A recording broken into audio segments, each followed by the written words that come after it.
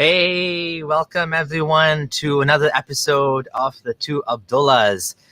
Today it's going to be lit. It's going to be an exciting show. We have the Apostate Prophet Ridwan joining us today. And how is everyone doing? So before we get started, I want everyone to go right to the stream. Click on the thumbs up. Click on the thumbs up because we want lots of people to come and join and see the show. Going to be an excellent show. So before anyone else does anything else, click the thumbs up. We have no thumbs down yet, which is a good sign. Good sign. Yeah, how's everyone doing? Apostate Prophet, welcome. Thank you so much. I already did the thumbs up yesterday, so I don't have to do that. But thank you. Thanks for inviting me. Glad to be here. Awesome, Gondal. How's everything on your end? Hello, everybody. Nice to have you guys back again. It's a special episode with Apostate Prophet, and it's going to be fun. We're going to be going through some of the silly Islamic narrations in the Quran and Hadith. In fact, like we were going through them before we started, and we found out there's some new ones that even all of us haven't come across before. So going to make for some cool discussions, and we're going to talk about, I had some talking points like some silliness of the apologists, the moon splitting, why did Allah stop these miracle events, Then we'll talk about some authenticity of miracles, and then some contemporary drama going on YouTube between AP and some Muslim apologists. But let's get back to it. Oh, yeah. So before we jump into the slides, let's just go through let's talk about some of the drama that's been going on, some of the back and forth, AP. So what's going on with Sajid? You and Sajid had a little bit back and forth. Sajid Lipham. So if any people don't know, Sajid Lipham is a Salafi Muslim. I think he studied in Medina. Yeah. He's been one of the guys that's been, publicly attacking Yasir Qadhi as well. So this is like the neo-Salafi crowd, the crew that thinks they know better than their own scholars who have like more experience, more maturity, actually imams in the community. We're like talking to people like, Sajid was one of those guys right up there bashing YQ for making that zombies video. Oh, how dare he say there's zombies in the Quran, astaghfirullah. Whereas Yasir Qadhi is trying to do damage control, trying to keep people Muslim. He's trying his best. You got these young Salafi guys just like, shut up, you don't know anything, you're an idiot. But apparently he's been going back and forth with you now. So what's going on with that? Well, it's funny. What happened, how it started, is that there's this Muslim apologist preacher guy called Uthman ibn Farouk, and he put up this billboard which says Jesus will return, Jesus is a Muslim, are you, or something like that. And I found that very funny, and I thought, hey, I never actually talked about the whole absurdity of the idea that Jesus was a Muslim, which Muslims always claim, and I just made a short video. I didn't want to extensively talk about it. I just made a short video in which I said, the title was Jesus a Muslim? And in that video, I basically briefly explained, without even going into any sources or anything, just explained the logic of how absurd it is to claim that the Christian sources of Jesus are corrupt and false because Christians corrupted them, and you cannot trust the Christian narrative because Christians don't have any evidence for their interpretation of Jesus, but you are supposed to trust the Islamic sources, which have no evidence, which have nothing, which are only based on the Quran and Muhammad, which came 600 years later. And I basically explained that we have a historical Jesus that may or may not have existed, but which we have no reason to doubt. And if we go further into non-historical sources, then the next thing that we could trust would be the earliest writings about Jesus, which are the Christian sources, which are texts in the New Testament, the Gospels and epistles. So, and I said basically, this is the most reasonable thing to do. So why would you go to the Islamic sources? It's absurd.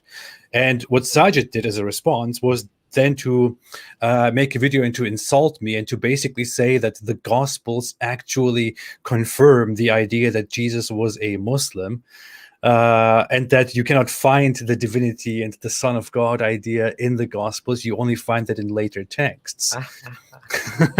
So this to me is such a joke, because I know this is basically Ahmed Deedat.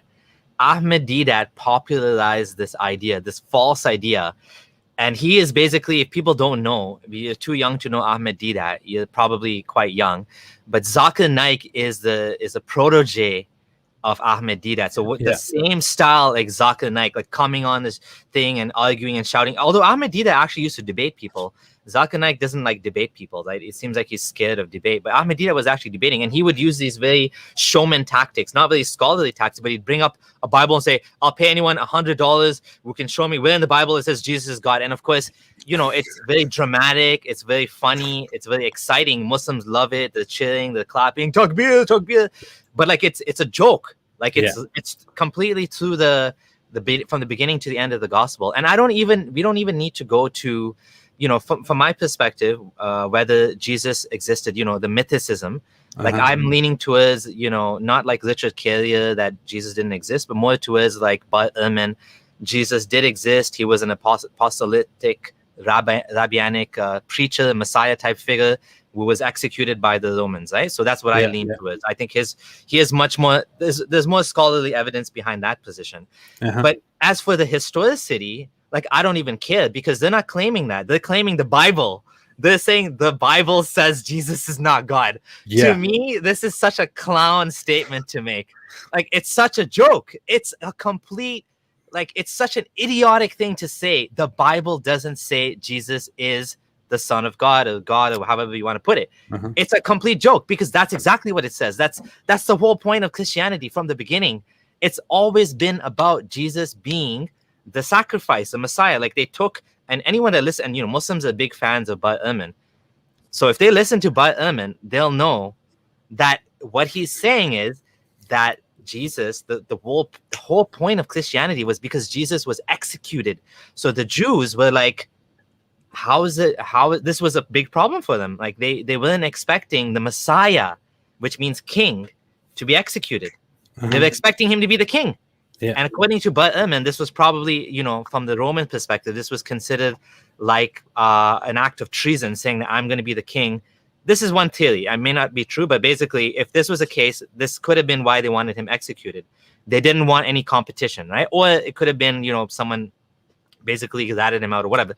But the point is that when he died, this caused a huge dilemma. And, this was like, okay, now what do we do? Like this was supposed to be the fulfillment of a prophecy. Was Jesus was supposed to be Messiah, but he is executed. So now they made a new doctrine, which is where Christianity came from. But for Muslims to say Christianity never said that, it just blows my mind. Like that makes zero sense, right? It's like Abraham was a Muslim.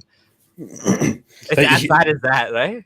Here are the facts. The earliest texts that you find about Jesus are actually texts within the New Testament, epistles, the Paul's epistles. And if you look at those, Jesus is clearly described as the Son of God, as divine, as the Son of the Father, together with the Holy Spirit. And he will come back to save us. This is what we have to do. We have to wait for our Savior to come back. And so this is the first texts say exactly that. The texts that come after this historically are the Gospels, which we have today, the four Gospels. And if you look at those, especially if you look at the last one, the Gospel of John, if you look at those Gospels, they clearly give the message that Jesus said he will be killed on the cross. He will be killed. He will be raised on the third day. He's the Son of God. He's one with God. God has given him judgment. He gives life just like God. He has to be praised and honored like God. God is within him. He and God are one. He's the Son of God, and so on. Like it says all of these things, and here you have a Muslim coming and saying, well, all of those sources, the earliest sources that we have, no, we cannot trust them. They are all corrupt. What should we trust instead? The Quran, which came 600 years later. And according to the Quran, Jesus was a Muslim. This is the truth and nothing else. I mean, do I even have to point out how dumb that is? Well, talking about like how weirdly like Jesus is placed in Islamic mythology, I just am sharing a hadith from Riyadh al-Salihin, actually from Sahih Muslim, if you want to put my screen on the thing. Yeah, sure. Yeah. Is my volume still very low? Yeah, it's a bit low. You can check your Okay. mic settings after. That's fine. Okay. All right. So here it says, talking about the day of judgment, like when Jesus will come. He says, he will then call that young man, and he will come forward laughing with his face gleaming out of joy. And it will be at this time that Jesus will descend at the white minaret in the eastern side of Damascus, wearing two garments, lightly dyed, and placing his hands on the wings of two angels. So he's going to show up like descending like this in, like, I guess a tobe or something. And then when he will lower his head, drops of water would fall from it. And when he will raise it up, drops like pearls would scatter from it. It's like, when that mermaid comes out of the water and does this. It's kind of like that. And then he goes, like, he'll go searching for Dajjal and then go kill him there. Obviously, Jerusalem, because Jerusalem is the Holy Land. And yeah, but and then of course, Gog and Magog will show up to finish it all off. But I mean, it's the silliness that just blows my mind. Yeah. Like, One funny thing was that I brought up how Muslims also believe, they do not only believe that Jesus was a Muslim, they also believe that Jesus will come back as a Muslim. And I said Muslims believe that or Islam teaches that Jesus will come back and he will break the cross and kill the pigs and fight for Islam. That's what I said in my initial video. Yeah. And Sajid's response to that was like, now he's just using loaded language. What Islam teaches is basically that Jesus will come back and declare the truth and declare Christianity wrong. And I thought, wait, what? I'm using loaded language? Dude, I'm quoting Muhammad directly. It's worse than that, because it says no more jizya will be accepted. What does that mean?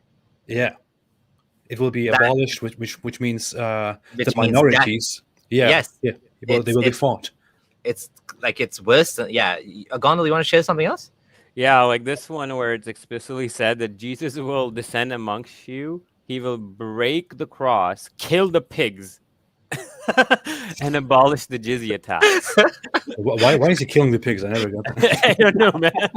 I think Muhammad was offended that Christians eat pigs or something. Like, I don't know. Just leave the pigs alone. Because I think that's one thing that distinguishes Christians from Jews, right, and Muslims, is that they eat pig, because the law was fulfilled to the sacrifice of Jesus, which I guess they don't like that for some reason. Yeah. So this whole thing about the corruption of the Bible drives me crazy too, because it's so clear that Islam doesn't understand what the Bible is. Like, there's no mention of Pope. The Pope, the Catholic Church was the biggest sect of Christianity for thousands of years, I think even before Islam. Yet there's no mention of a Pope in the Quran. There's no even idea that there's such a thing, right? It seems that Muhammad had a very specific view of Christianity, probably Nestorian Christianity or something, some sort of heterodox, probably like almost like a heretical sect of Christianity that, it says in the Quran, don't say Mary Trinity. Yeah. Mary is not part of it. Like, where did that come from? Nobody says that. Yeah, like nobody says that, right? It is so ridiculous. Yeah, the Quran clearly says, it says that Allah will say to Jesus, did you say to the people, take me and my mother as deities besides Allah? And it's funny, nobody says it. No Christian says that. It's like, why does the Quran address it? There are no Christians who say something like that. Well, what about even the Uzair being the son of Allah? Yeah, that's another thing. Who says that? Would you say that? Yeah, it's a very general statement. It says that Christians say the Messiah is the son of Allah, and Jews say Ezra is the son of Allah. May Allah destroy them both. Like, which Jew says that? We don't even have any historical records of anyone saying that ever. It's like, it's dumb. I love that statement. That statement is such a checkmate right there for Muslims, because in the same exact statement, it uses the literal meaning of Son of God for Jesus.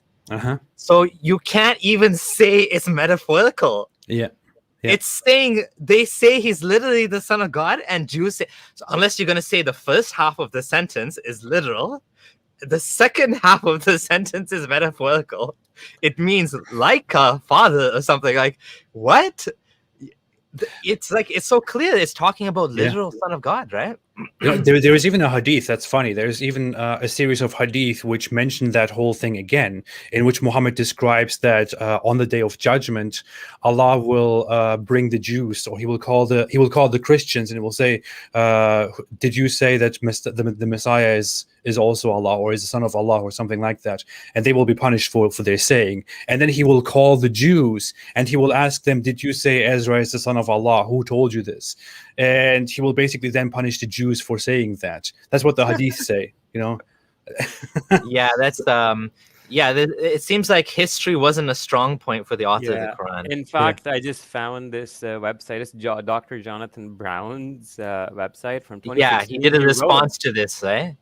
Quran and the Jews, and he actually says that he's generally Jews just don't believe it. And he finds this one instance of it, and that too doesn't really make sense because the Quran is a timeless book for all Jews and all people, so it shouldn't be just limited to one Jewish sect and not mention their correct belief at all. You know, but yeah, it's a very interesting read if you want to go through it. Just sharing this. Yeah, I did on my blog. I have an article on this very topic. I looked into this in great detail because I do think that this is one of the biggest mistakes in the Quran. But going back to the Christianity thing, again, it's so obvious that, you know, it's obvious to me that Jesus is not God. Bible is not literally true. But it's also obvious to me that whoever wrote the Quran had no idea what the gospel was, right? There's this Injil. There's the Injil. There's no four gospels, but there's no such thing as Injil. There's no gospel. It's actually four gospels. And the very earliest gospel preached the divinity of Jesus. Like Jesus is God. So, you know, it's so wrong from beginning to end. And, you know, my eyes opened up to this after kind of around the time I was doubting Islam. I was looking for content. I started reading and, you know, looking at David Wood's content as well. And he actually made some really good points. For example, one of the points, I think it was from David Wood, is that Jesus doesn't fit into Islamic theology. He makes no sense. Not at all. You have all of these prophets, and for some reason, Allah decided, okay, Jesus has no dad. And then just continued the rest of them, everyone else is a dad. But like in Christianity, Adam and Eve didn't have parents either. Right? That's what the Quran says, right? That's what the Quran says. But there's a reason for Adam and Eve not having a dad, because they're the first humans. What's the reason for Jesus? What's the reason for interrupting the human lineage for Jesus? Yeah. Whereas in Christianity, like the story fits in. Like it makes sense. I don't believe it, but at least it's consistent. Like he has no dad. His dad is God. In Islam, he has no dad, and that's just it. He just has no dad. It's more than he has no dad. He had a virgin birth. He came. He apparently preached something. Nobody knows what he preached. He died. He was he was a complete failure. Nothing authentic is left from him. So why the hell did he come? Why the hell did Allah send him under these very dramatic circumstances? Actually, that's a good point. It makes no sense. Actually, not only that, the other thing that makes me laugh is the way he failed created the biggest false religion in the worship of on mankind, which is Allah's fault. Allah did that. Allah made it look like he was like, if this isn't such a joke by now, like how do people believe this? It's like, yeah, I'm gonna take this religious story that Christians believe and I'm gonna change it. I'm gonna say, yeah, I made him look like he was crucified. Why would you do that here? Huh? I'm just doing some math here because the hadith says there's been 124,000 prophets. How many years? Like, okay, let's do the past 10,000 years. We know, like after the agricultural revolution when human civilization really started, right? Do the math. 10,000 divided by 124,000. Man, these prophets have been coming like raindrops from the sky, and still Allah failed. None of them was successful. It's very funny when you think about it. We talked about this yesterday with David on our live stream. The Islamic teaching is that there were 124,000 prophets. They were sent to all mankind. And the Quran's message is clearly that Allah never punishes a nation unless he sends a prophet to them to warn them and to tell them, hey, stop disbelief and believe in Allah. So this is the point. It is about justice. Allah sends prophets that warn these people so that they have a chance to believe in the truth. And then Allah Allah who does the whole accounting and punishes them and rewards them. But then if you look at history, you see we have no records at all of any of those prophets appearing and successfully preaching any message anywhere. We do not have any scripture. We have nothing at all. After Muhammad's time, we have 1,400 years with people all around the world, again, without any messenger, without any prophet who warns them about the truth. So what exactly is the point of that? It makes no sense. All of the prophets too are all in the Middle East too. That's the other thing. Yeah. Like we don't find this theology in China, in like anywhere outside of. I mean, obviously it reached there eventually, but like you said, it's all in one place, right? And someone's saying, I still don't get Jesus coming back to Earth. The reason for Jesus coming back is simply put, is because it says that in Christianity. Yeah. So Muhammad was taking as many things as what's the point of killing Jesus on the cross? There's no point, except that's part of Christianity. So he had to somehow include that into Islam, which again makes no sense. Yeah, somehow what did Jesus do? Jesus called the Jews to worship one God. He was like, "Hey guys, worship Allah, worship Allah." But that's what they did. They worship one God already. Yeah, right? That's a good point. It's redundant. I feel Allah is very redundant and inefficient. I just did some math. So if you divide 124,000 by, let's say, 10,000 years, you get the figure of 12.4. So there should be a prophet every 12.4 years for the past 10,000 years. This is the back of the envelope calculation, but holy. That's crazy. Oh, and none in the last 1,400 years. Yeah, because Muhammad's the last one, right? A prophet should be sent to every nation. Before Muhammad, prophets were sent to all different nations. Only Muhammad was supposedly, according to himself, only Muhammad was sent to the entire world. All the other prophets were sent to their own people. So there's local prophets, national and international prophets. Yeah.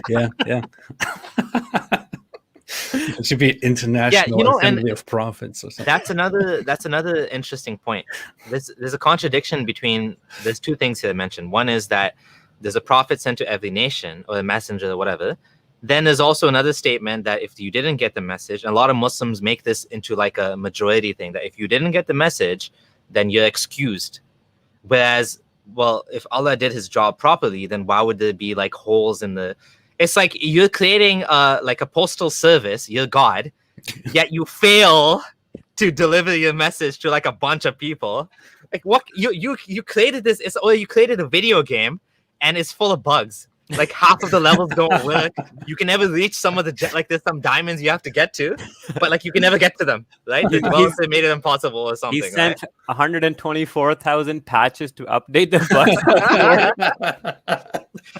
Yeah, and then but yet you have Muslims, especially like Hamza Yusuf style Muslims, that say that the majority of non-Muslims are not kafirs. That's what they say.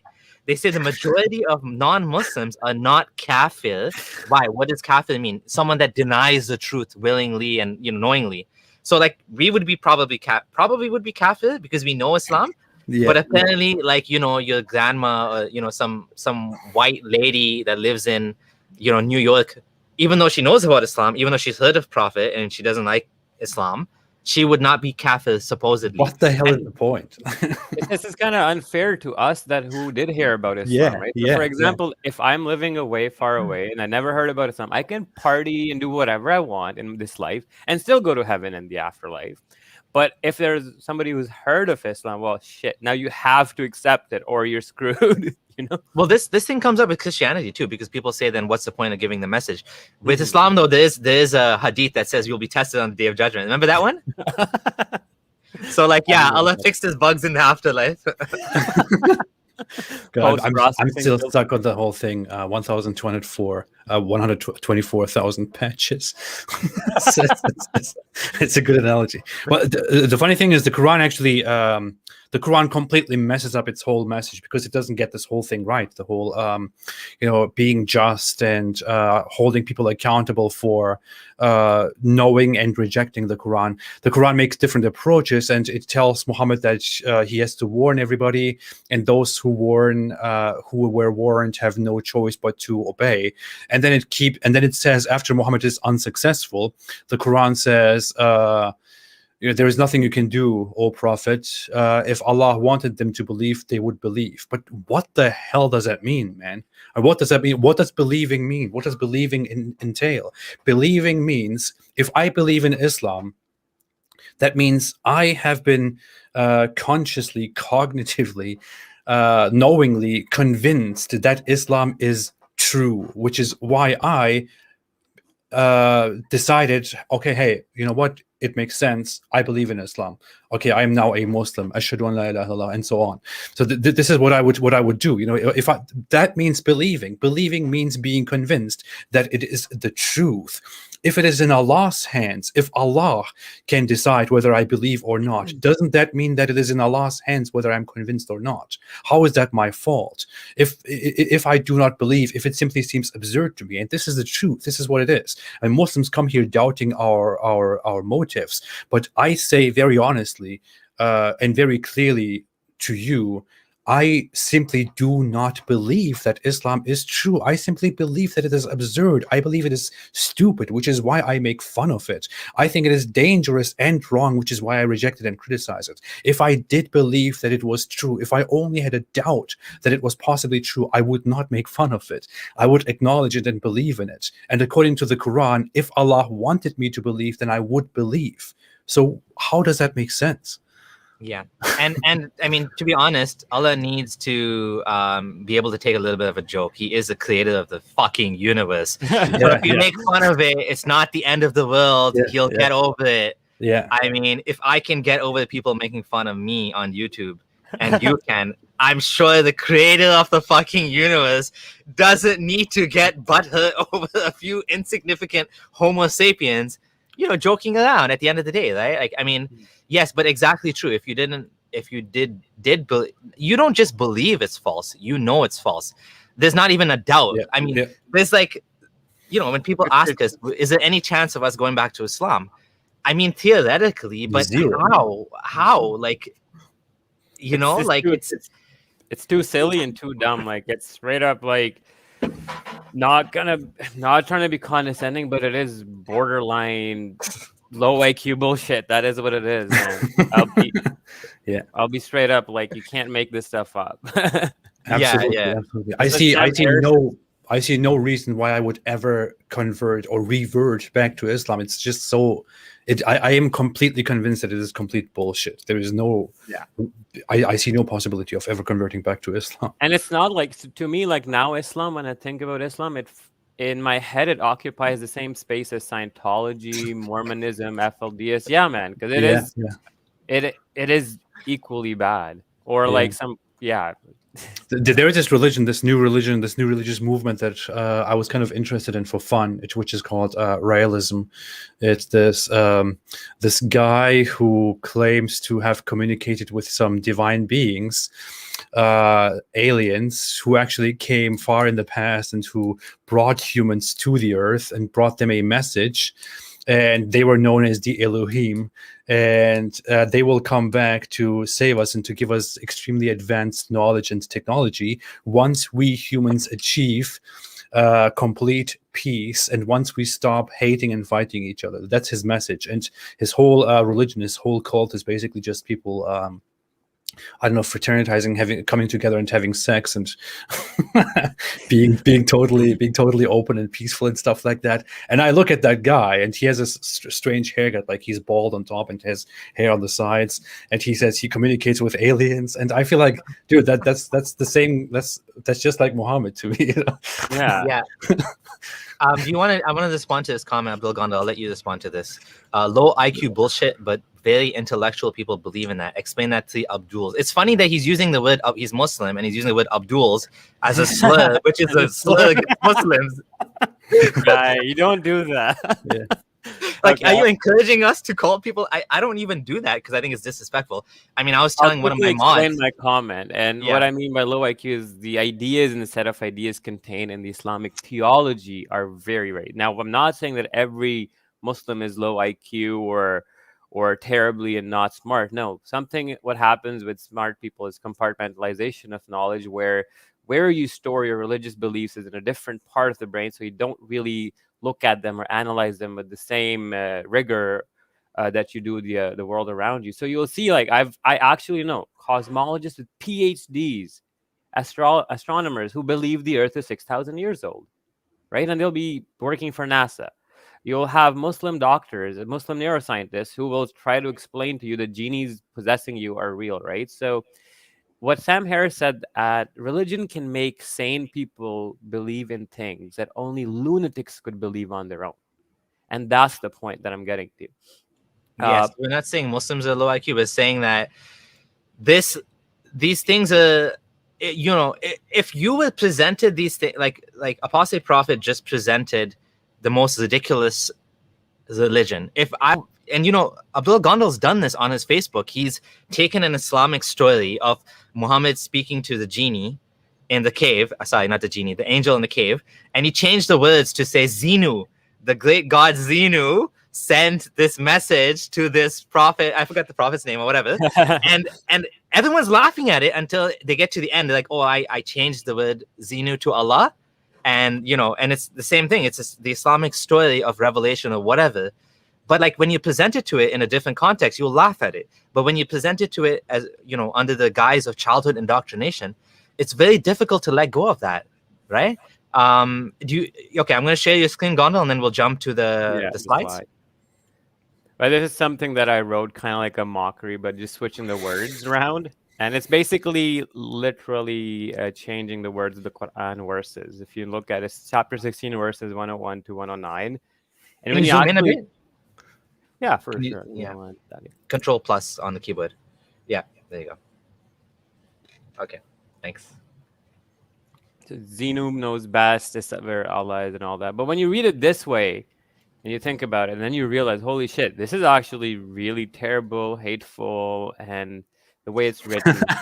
Can you read it? So when we substitute a command in place of another, Zenu knows best what he reveals. They say, you are making it up, but most of them don't know. Hey, the holy robot has brought it down from your Lord. Truthfully, in order to stabilize those who believe and as guidance and good news for those who submit. We are all well aware that they say it is a human being who is teaching him, but the tongue of who they allude to is foreign. Well, this is in clear English tongue. Oh my God, that's funny. Those who do not believe in Zenu's revelations, Zenu will not guide them, and for them is a painful punishment. It is those who do not believe in Zenu's revelations who fabricate falsehood. These are the liars. Whoever renounces faith in Zenu after having believed, except for someone who is compelled while his heart rests securely in faith. But whoever willingly opens up his heart to disbelief, upon them falls the wrath of Zenu. And for them is a tremendous torment. That is because they have preferred the worldly life to the hereafter, and because Zenu does not guide the people who refuse. It is they who Zenu has sealed their brains and their ears and their eyes. It is they who are heedless. There's no doubt in the hereafter they will be the losers. At least you got the brain part right instead of the heart. It's because the Quran says heart and you say brain. That's actually accurate. But yeah. When you do it like this, you realize, oh boy, it's terrible. I'm crying, laughing here. You know what's funny? You should actually show this to a regular Muslim who doesn't really know much about the contents of the Quran and tell him and show him how absurd and how ridiculous this is. That'd be funny. I mean, that's the point. I mean, the funny thing is, just one last thing before we get to the slides. Like Surah Fa-Qaf, that whoever wrote it, I'm not going to mention, that was the point of it, is to make you realize like how stupid the Quran is. And of course, Farid was like criticizing Surah Fa-Qaf, saying, this doesn't make sense, crushing and then hanging. Dude, that's what the Quran does. It's saying we'll squeeze them and we'll choke them and we'll like burn them, and like it's so ridiculous. It's a joke, right? And so when you actually try, sometimes you try to help people to see how silly it is. they'll make fun, they'll attack Yeah, that. This is just dumb. quickly over that, like he was making fun of it that, oh, why does it talk about chickens and food and stuff, right? Well, why does the Quran talk about the teen and the fig, the olive and the branch, or start swearing by random cities just like this in the surah? Then there's another one where why does it repeat knock a knocking? The Quran is full of phrases: winnow a winnowing, blow a blowing, crack a cracking, shake a shaking. So these are actually, so the way it was set up was a parody. Quite like, I'll just read some words like from the Quran. You'll see dakkan dakka, kidu kaida, saffan saffa, right? Line upon line, destruction. So when you do this surah actually demonstrated the Quran as a parody very beautifully. But yeah, there's a few words on that. All right, so the last slide that we left off on had to do with Evil Eye, and we talked about like how ridiculous this is and how silly this is, and so we won't repeat that. We'll go to the next one. Like, do you want to talk about the backstory of this breastfeeding adults thing? So long story short, there used to be a guy, as we can see, whose name was, sorry, this lady Sahla came to the Prophet and said, "O Messenger of Allah, I see signs of displeasure in this face of Abu Hudhayfa when Salim entered upon me." So Abu Hudhayfa is her husband and Salim is this child. The Prophet said, "Breastfeed him." And then the lady's like, "How can I breastfeed him when he's a grown man?" So when Muhammad said breastfeed him, the lady's first instinct is like, what you mean, like, what? And she's confused. The Messenger of Allah then smiled and said, "I know that he's a grown man," like a very naughty, kinky smile. So she did that. So she did that. Then she came to the Prophet and said, "I have never seen any signs of displeasure after that." So, I mean, okay, so the guy apparently you feel is gonna be horny towards you. So the way to fix it is make him suck your tit. But then even the second part doesn't make any sense. Like after that, his husband's not jealous anymore. Oh no, she's not gonna cheat on me with Salim. Is it Salim or Salim? Yes. Salim, right? He's not gonna cheat on me because he already sucked his breast. What? Like, what's funny is Aisha took this as a precedent for all men that she wanted to see that are not al-mahram. She can make them like this. So there's a hadith where she started asking her other sisters who were lactating to call all the men to go breastfeed her 404. Did they mean to express the milk like in a bottle or something? They don't mean literally like, yes. So that's another controversy. Some scholars said that it was to put it in a cup and then give it to the kid. Okay, the adult, not kid. Yeah, adult. Sorry, but like, what's the point with that? Does that change? It's like so complex for no reason. So then Sheikh Albani said no, it actually means literally sucking from the tit. And then there was this huge controversy on Twitter recently with our beloved Muhammad Hijab, the guy with the most modest name. He has hijab in his name, like, and he's talking about. And then there was a huge controversy where people are saying, well, how can the Prophet say this? And why is Sheikh Albani saying that grown men can suck on women's tits? And there was a fatwa, I remember, from, I think, Al-Azhar or something, where if a woman wants to work in a company where there's men around, she should breastfeed her co-workers or something. Jeez. So, yeah. Oh, boy. Yeah, it is so weird. I never really got into this whole breastfeeding issue in Islam. Although I looked at so many things. I looked at so many embarrassing things, so many nonsensical things within Islam. I feel like I kind of just went around this whole breastfeeding thing because it sounds so absurd to me. I still feel like, wait, this can't be real. Like there must be some catch to it. There must be some weird something to this, right? I mean.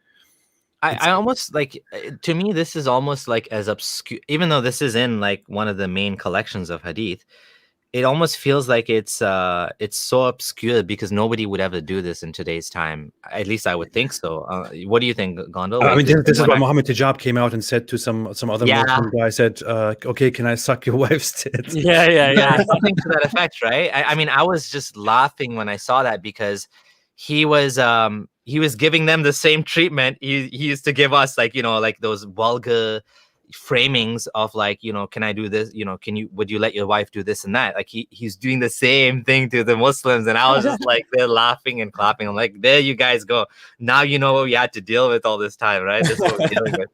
So there's this one hadith where it's really funny, where Aisha takes this one incident and then projects it as a common theme or practice that should be maintained. So here, Salama said to Aisha, a young boy who is at the threshold of puberty comes to you. So Aisha was hanging out with this kid or a guy who was about almost mature. And then she says, I don't like that he should come to you. So then Aisha suddenly said, don't you see in Allah's messenger a model for you? And she also said, the wife of Abu Hudhaifa comes to me and he's a grown man. And there's something that rankles in the mind of that kid. Whereupon Allah's messenger said, suckle him. So Aisha used that incident from before as a projection to set this tradition of suckling any guy who wants to come see her, to making him her mahram. But yeah. I don't understand why Muslim society doesn't just solve the problem of mahram by just opening places where women just breastfeed everybody, so they can get rid of the whole the barriers of, And what's one other thing I wanted to make sure about this controversy we don't miss out is these verses. There were verses revealed about breastfeeding adults that makes you haram for marriage. There were first 10 sucklings that made it haram, then it was reduced to 5, and then the verses don't exist in the Quran. But this is numerously reported in almost all the earliest literature, even up to Imam Malik's Muwatta. He said that people were reciting the verses at times as well. And I mean, these are in Sahih Muslim as well. I just want to just add my screen. So these are, someone's saying these are obscure hadith, but no, they're not obscure hadith, right? I'll find some more of it. Right now, I just want to show you that this is in Sahih Muslim. I have to say, I do not think that it works like that.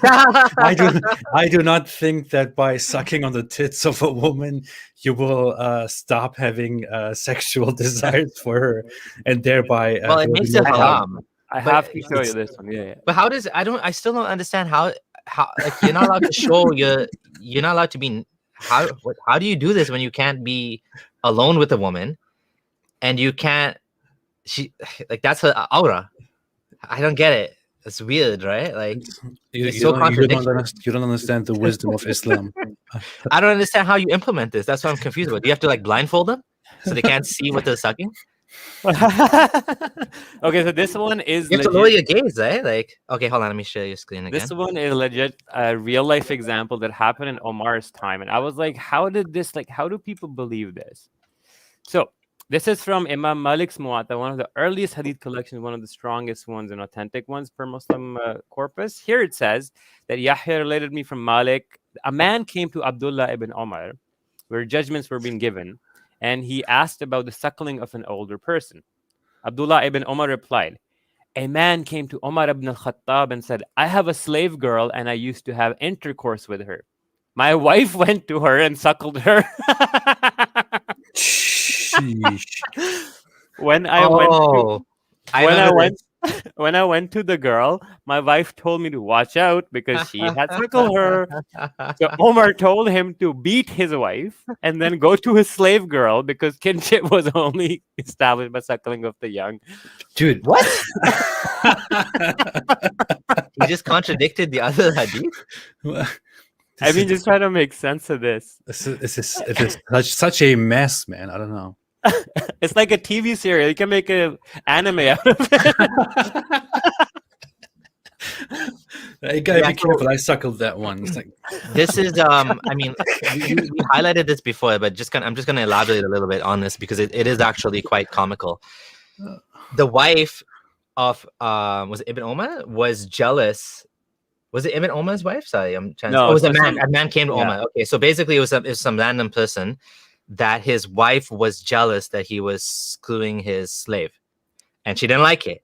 So her fix was within the Islamic framework to make that make that slave her daughter by suckling her, right? And therefore now that slave is now like his daughter, but that means his basically his daughter is a slave. Like, it doesn't even make, none of this makes any None sense. of it makes. It's so contradictory from every angle. I give props to that lady's creativity to think this whole thing. Have you guys seen that? Like, someone posted on ex-Muslim Reddit the halal workaround to having a boyfriend, where you take the lady as your slave, and then you free her, and then she becomes like your wife or something. It's like this big workaround you can do to have like premarital sex in Islam without actually marrying the woman. Dude. Yeah.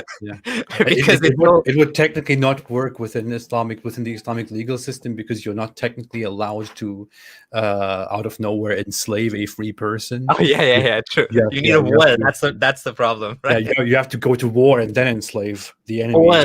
Or you have to find a slave market. That's yeah, halal. and buy slaves that are already slaves. Yeah. This is kind of the last thing I'm going to share about the breastfeeding thing. Then we'll move over from it. But this one's hilarious. So this is again from Imam Malik's Muwatta. I'll zoom in quickly for you guys. And here, what we're looking at is the same incident being narrated, but then Imam Malik has some commentary and some other women saying this. So she gave him a few drinks. Aisha, al-Mu'mineen, took that as a precedent for whatever men she wanted to be able to come see her. So I'm not saying this. This is in the Islamic hadiths that Aisha was thinking that you can start breastfeeding any man you want to make your mahram. How does this work? I'm so confused. So she ordered her sister, and the daughters of her brother to give milk to whichever man she wanted to be able to come in to see her. I love seeing the confusion in Abdullah Samir's face. He's like genuinely struggling to understand. I don't understand. I'm so lost. Like, what's going on? Like, so how does this square with Islamic modesty and strict segregation and no premarital sex? Like, I'm so lost, and like, I don't get it. Like, was this actually happening? Yeah, and then the other wives were literally mad, and they're like, no way, that was just an exception for that one guy. So that also shows that that one guy was not into the cup feeding. It was a literal feeding. And Aisha took that as a precedent, sending random men to her sister to go suck my sister's titty. But it says, it actually, like all the hadith is showing, say suckling. It doesn't say express or milk drink. It says suckling. So I don't know if the translation is bad, but that's clear what it means. I think we have to go to some Islamic scholars together and have to ask them to demonstrate to us how this works. And that's what Muhammad Hijab was, I think, trying to argue, right? Isn't it? Like, exactly. Like, how can you please show us how this works? Well, he was saying he was. So these, I think what happened was the Islamic scholar the Muslim scholar was defending it, and he was like, okay, well, prove your point, like, you know. Yeah. Can I suck your wife's tits to make her my mahram? I think that's what he said to him. I don't know if he said can I, or would you, something like, you know, you should let her do that or something, right? I'm pretty sure he said can I think I have a screenshot here somewhere because I used it. Wait, so saying, hey, you want to suck my titties, it's like a sunnah? Oh my god, I don't understand this. I'm just like, I'm so lost, because as a Muslim, I never heard any of this. I mean, I read it, but I didn't ponder on it. Oh, here. Let me Let me bring this up here. Share my screen. Here. Oh my god. Oh my god. Okay, can I suck your wife's tit to make her mahram? I love how he capitalized it all.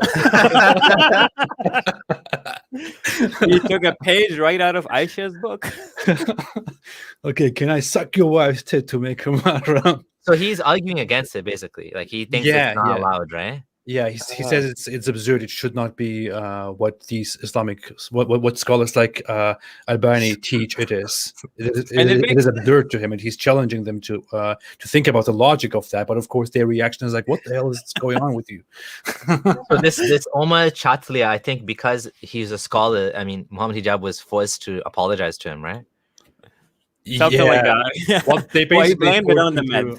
They basically compelled him to apologize and to get off Twitter. He hasn't been on Twitter since after this incident. He apologized, left Twitter, and he didn't come back after that. And he also said that he said, "I apologize. I am currently taking some heavy medication because I have back pain or something like that.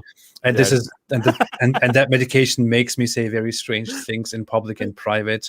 And he blamed it on the medicine, which is just so dumb. It's Yes, obviously his personality and style to be very I don't know what the word is, vulgar and in your face sort of tactics, eh? Right now that we're talking about Muhammad hijab, I have to show you another thing that I came across, and this ties into the golden shower thing.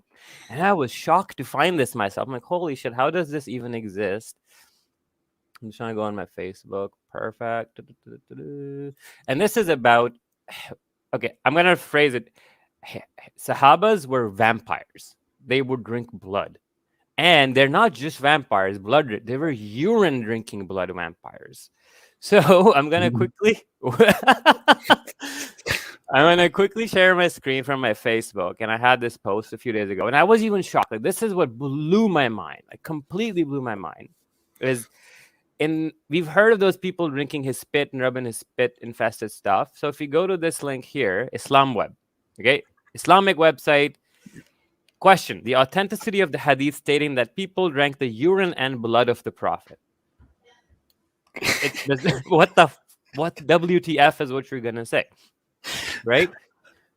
And it says it's one day Muhammad had cupping them to him, and this one guy came, and Muhammad said, "Go throw out the blood," but the guy took the blood and drank it. And then Muhammad learned about this. You want to explain what cupping is? Cupping is, you put these cups on your skin and you make a puncture mark, so it kind of sucks some blood out. Hijama, so it's very popular Middle Eastern, and some athletes do it too. But the evidence for that to help is not that conclusive scientifically, but it's an old kind of like treatment that's been used for thousands of years. Kind of like a homeopathic treatment. Clean the blood kind of thing. So in another narration, the Prophet supplicated to Allah for him not to be touched by the hellfire, and wiped his head. So this guy who drank Muhammad's blood, Muhammad validates the act by praying for him and telling he won't go to hell. And then it's reported by Daraqutni, Al-Hakim, and all these names. And Al-Haythami, rahimahumullah, says, consider the chain of narrators of this hadith to be a sahih one, and the other has graded as Hasan, so it's sound. So it's a sound narration. Moving on to the next one. Another one that the Prophet ﷺ he was urinating in a container that would be under his bed. This is a very common practice in the Middle and the Dark Ages as well, back in time. He didn't want to get up at night again and again.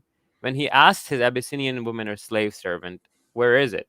Because he found the container empty. She just told him that I drank your piss. So, and then in another narration, Ibn Jurayj reports that Muhammad actually prayed for this woman to have good health and whatnot. And there are a bunch of these hadith. Now, what's funny is I'm going to go another Islamic site just for those who are curious. There's not one, there's not two, there's a bunch of them, and they're authenticated by Imam Suyuti, Tabrani, and they go into a whole detail. Anyways. I have to say one thing to be fair. There is some controversy around this. I remember looking up Islam Q&A, which is a very notorious website for Islamic questions. But when you look up this question on their website, they have a fatwa on this matter where they say that that certain reports are sound, but that the conclusion cannot be true because drinking urine and drinking blood is always haram, even if it belongs to the Prophet. That's what they say, for example. But other sources like these say, well, the sources say otherwise, so therefore it seems like this is okay. So there is some disagreement among these different Muslim sources, but you will find these crazy sources everywhere in the world of Islamic believers that say certain things like that the blood, the sweat, and the urine of the Prophet are holy, and things like that. And I heard that myself in real life when I was a Muslim in religious environments. So it is really strange. Yeah, I was. I think I think this is not something that would affect Muslims' day-to-day lives anymore, because obviously the Prophet's dead. You can't touch his blood or whatever. They preserved his So hair, but it's a not moot his point, urine. right? But yeah, you're right. In Sufi, yeah, here's a list of scholars. Ibn al-Hajar al-Asqalani, Imam Suyuti, Imam Ghazali, Ali Qari, Ibn Hibban, Haytani, al-Manat. There's so many scholars, actually, Islamic scholars, that have said this. I think this is later on. This is what you call cognitive dissonance, because what do you do when you have two contradictory things? Like, one is just like I'm still trying to get my head around how this adult breastfeeding thing works, because on one hand, it's haram to see a woman naked, obviously. Like I don't. It's not clicking in my mind. So as a Muslim, I'd just be like, it's one of those memes with the red buttons, right? The two red buttons. It's like, which one is it? Like, you can't figure it out because it's a contradiction, right? Well, this is how you do it, Abdullah. This is how you do it. Like, the woman sits there, she gets ready, and then you go there, and you're like, okay, do you have it ready? Is your breast ready? Where is it? Here. Okay. That's how you go. That's how you go there. Okay, I got it. This is like a That's how you go this about could it. be like a section on like a porn website or something. Adult breastfeeding. It's so strange. Oh my god. Geez. Yeah. It's really strange. All the kind of stuff that we can get into when we talk about Islam. Should we continue with the slides? Yeah, we can continue with the slides. Okay. Yeah. All right. I wanted to make a point before we continue, actually, which I missed. I had in my notes to discuss about the free will, which is that, we're talking about free will, and we're talking about, how this seemingly contradiction in the Islamic scripture that says that Allah, on one hand, yudillu may yasha wa yu'izzu may yasha. He's the one who, guides and misguides. He honors and dishonors. So, like, on one hand, it seems like Allah is the one that's deciding. On the other hand, you have free will. And this is something that confused a lot of Muslims. Like, a lot of Muslims get confused by this, because I don't think you can rationally, like, solve this thing. It is a contradiction. Yeah.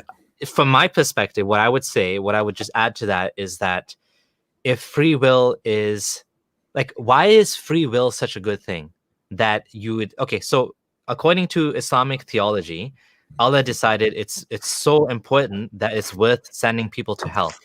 If you were creating like a race of robots or something, right, and you're going to condemn them to eternal suffering, like you have a virus that you inject in the consciousness that makes them suffer, whatever suffering means to them, like, how is that worth it on the grand scale of things? That and we're talking about eternal suffering. So if any calculation you do, the majority going to hell, you are a cruel, evil, nasty monster for doing this, because you are sending more people to eternal suffering. So on the whole, you're like a nasty piece of shit, because why would you do that? Why is it, like, if you ask me, is free will, would I rather just not have free will rather than potentially going to hell? I would say, like, what's the point of it? Like, why? Like, it's unjust to do that. It's completely immoral to allow such a thing, So What do you have over there? Here you have this thing. I thought about that so often. Like, to make it very simple to look at, you just have this. This is the creation. This is a path that splits in two. You are a human created, and you are right here at this point right now. Think about it. Allah creates you. Allah is all-knowing, almighty, and He's good, the highest good there is. Allah creates you, and before He even created you, before He planned anything, before He even intended to create you, He knew exactly, because He is all-knowing and almighty, that if He did create you, you would eventually use your free will in the wrong way and end up going to hell, where He would punish you forever because you misused your free will. You used your free will in the wrong way. Despite that, He did create you and put you here. And as a result of Him creating you, as a result of Him creating the world, the life, the hell, the punishment, and creating you, He condemned you to eternal hellfire forever. Now, you can argue that you have free will. Supposedly, that is the teaching. You have free will, and Allah gave you free will. He gave you the free will to choose. But it does not matter. You can always go back again and say, okay, you have free will, but Allah knew exactly what you would do with that free will if He did design you, if he did go ahead and create you, he knew exactly that you would misuse that free will and take the left path and go to hell and go and burn there forever. And you can again say, but yeah, he gave you free will. Well, okay, yes, he did. But he knew exactly that if he gave you free will, you would eventually use that free will in the wrong way and go to hell. So, this is just one example. You have to think, if Allah creates life and death, the test, and the afterlife and hell, then it is inevitable that millions, billions of humans will be subjected to this and will take the wrong path because of their free will, which Allah created knowingly, and will go to hell and burn there forever. So Allah knowingly and willingly created an entire species, He created billions of people so they burn in hell forever, just so he could also create some people who would worship him forever. Think about the absurdity of that. Think about how messed up that is for a second. Yeah, I think, honestly, the hell issue is something that there is no real fix for it, because I know a lot of Muslims, the best fix that they come up with is basically that most non-Muslims are not kafirs. That's the best. Of course, this is not really in line with Islamic theology, because you're saying nobody's kafir. And it creates another absurdity, like the Hamza Yusuf, there is no kafir, makes no sense too, because how can anyone, let's be honest, how can anyone know it's true and still reject it? Like, that doesn't make any sense. Yeah. That's what he's saying. He's saying a kafir is someone that knows it's true, like actually knows, actually believes in Allah, like kind of like the typical Satan. Satan knows Allah is real, yet he still refuses to obey Allah. Like he sees Allah, he knows Allah is real, and he's saying that's the real kafir. I'm sorry, such a person does not exist unless he's. How can such a person exist? If you know hell is real, and you still reject it, you're just crazy. Yeah, you're broken. You're not. Your intellect is not functioning, because we've evolved. I mean, there's no such thing as evolved in Islam, but we have pain avoidance, we have survival tendencies for a reason. So that's what Islam tries to use against us. It tries to use a fear of suffering to make us submit to this false idea, right? Yeah.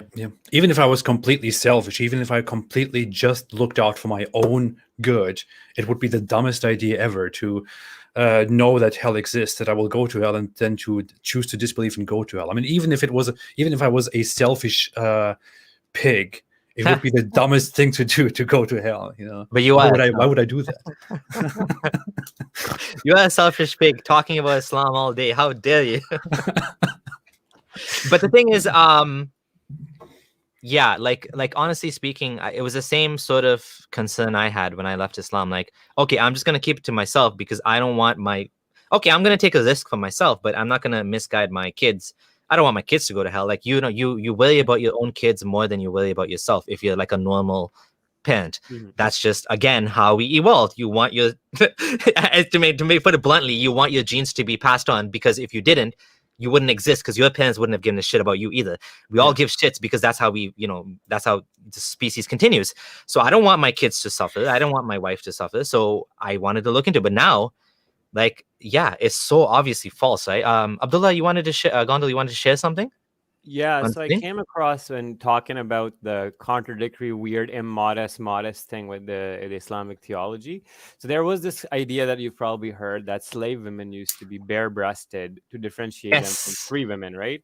Now, mostly you'll come across that, okay, we don't know. But I actually came across this statement on this Islam website. And this guy actually asked the same question, where this guy, he said, Imam Malik bin Anas strongly disapproved the behavior of slave women. And he actually said this to the Sultan. He escalated that they should have their titties exposed to the Sultan, right? So then this guy goes on like, no. But then they ask that this does not contradict the fact that during the lifetime, the generation followed the Tabis. So maybe the Tabis, those pious generations, were having these women walking around naked. Then he says, if you mean the authenticity of attributing it to Imam Malik, then it is authentically attributed to him. And then he goes on, who listened and who passed it on. Point being is that if an Imam Malik-like scholar of that caliber can be asking stuff like this to be done, shows how lopsided and how stupidly confused the theology is, where you're covering the women and you want to put them in hijab, but then you have breast adult feeding, and then you have slaves walking around bare chested and whatnot. None of it makes sense. Yeah, it's a nice image, but it's not good. Yeah. Yeah, so this is something that I remember shocked me as a Muslim, Yeah. that I had Hizb ut-Tahrir. So this is a funny thing about Hizb ut-Tahrir. Because of this, Hizb ut-Tahrir considers pornography halal. I mean, because of this and other Really? Are you reasons. kidding me? Yeah. Hizb ut-Tahrir, in the official fatwa, unless you changed it now, but when I was in Islam, Muslim, they consider it's an image. And when I was arguing with one Muslim guy about this, he's like, don't you know the slave women used to go around bare chested in Medina? I'm like, wait, what? Again, it was like one of those moments that I'm like, how? What? Like, that doesn't make sense. Right? Like, and apparently, like, this is true. The slave women. Now, this fatwa is arguing this is not the case. But Imam Malik says it was the case. What does Imam Malik know? Who is he? Who is this Imam Malik? Who is this? Yeah. I never heard of no Imam Malik. What I find very interesting is one of those things that when you go into the topic of the hijab, I made a video about this, about the origin of the hijab, and if you read the tafsirs, the early tafsirs about how the hijab came into existence, and how basically Umar was disturbed by the wives of the Prophet just going to the toilet without covering themselves, without hiding themselves, and he was disturbed, and he kept bugging Muhammad about this. Was like, hey, tell the women to cover up and all that. And it's a completely absurd story where Muhammad is like, yeah, just come on, leave me alone, man, leave me alone. And in the end, he's like, okay, Allah revealed that the women should cover up. And but in the tafsir, in Ibn Kathir's tafsir, when he describes this stuff, he says, if I'm not mistaken, he says that that the women were the Muslim women were to cover up so that they can be distinguished from the disbelievers and the prostitutes, or something like that. That's what he says. The Quran says that, actually, literally that, where say keep your wives home so they don't get molested. Yeah, Yeah, it's very strange. Oh, and when he married, what was that? The daughter of the chief of Khaybar, I think Safiya, right? He exchanged her for 7 slaves, and then the people were confused if she's gonna be his slave or wife. So they're waiting if he's gonna put the veil on her or not. So if the veil was not on, she wouldn't have been his wife, apparently. Yeah. So this is true too. That there's like what AP was saying, that there's some classism in the hijab. Like it was considered like, the slaves went around, probably according to Imam Malik and others, bare chested. That was a sign of, it contradicts with the idea that, I don't know. To me, as a Muslim, I was like, it seemed very unjust. It seemed very degrading. I mean, it is degrading to a woman to have to go through that. Which woman wants to go around bare chested in a society where you're not bare chested? I'm not talking about in Africa where everybody does that. I mean, okay, like some tribes in Africa, that's the norm. We're talking about to humiliate you, you're gonna make them walk around with the chest showing. I mean, that's not right, Yeah. It's nasty. Okay, so should we go back to the slides? Yeah. I'm just going to read the super chats quickly. There's a couple of quick super chats. According to the New Testament studies, this is from Stop Scamming Man. Has 7 books pushed. They didn't believe. Oh, yeah. This is awesome. But Ehrman is honestly, when I started studying But Ehrman, like his content and reading his books, it made Islam. I don't understand how Muslims can be fans of But Ehrman, because it makes Islam look worse. Like when you study what he says, because like the early Christians, the Jews didn't believe in hell. They didn't believe in the Jews allow alcohol, like kosher alcohol. Like none of this seems to be the same religion. Like it's supposed to be, according to Islam, it's all the same religion. But like you see these ideas gradually evolve, right? And I know many Christians would disagree with this idea of low Christology versus high Christology, and how, in Mark, there's what he calls low Christology, which is that Jesus became God at, when he died, basically, right? He was raised to heaven when he died. But then by John, he's God in the beginning. He's with God, right? So you can see this evolution of, higher and higher Christology. Now, of course, Christians have the responses to that where they say, no, it's always the same Christology. All the Gospels say the same thing. But he's looking at it from a different perspective, from his perspective. And, I agree. You see that when the virgin birth comes, I forget whether it was Luke or Matthew, it's in the middle. That's when Muhammad took it from. He took basically not the earliest ideas, but something that evolved in Christianity, whatever I guess he heard, and he made that part of Islam. So, I do think this is, but Ehrman is a gem, studying him, it just gives a lot more perspective on Islam, in my opinion. It shows, unfortunately, he doesn't make comments on Islam itself. I would love it for him to say that Islam has problems in its preservation, and like the way he does with the Bible. I think he doesn't want to get canceled. Maybe, I don't know. He has at some points actually now been a little bit more upfront and said things against the Quran's preservation being true, but on his blog, and it's closed to members only, and it's not like he's going on YouTube and saying it. But anyways, that's not a specialty. I actually had some communication with Bart Ehrman. I actually texted with him a while back and was thinking about inviting him onto my channel. Maybe even having an in-person discussion interview. I was just thinking I couldn't really decide what exactly I should do with him, what exactly I should talk about with him. And I was thinking maybe I could devise something that would connect the goal of my channel, which is the whole Islam analysis, with his work and his criticism of Christianity. And if I can come up with something, I would like to invite him, because he told me he would appear on the channel. But yeah, well, I'm still thinking about that. I could actually do that. I think it's a great idea. Like I said, when I've been the stuff I read actually made me even more confident that Islam is false, because you can see the evolution of the theology. So maybe that'd be something worth talking about. Hi AP, any thoughts on having your vids dubbed into, say, Indonesian, Urdu, and Malay?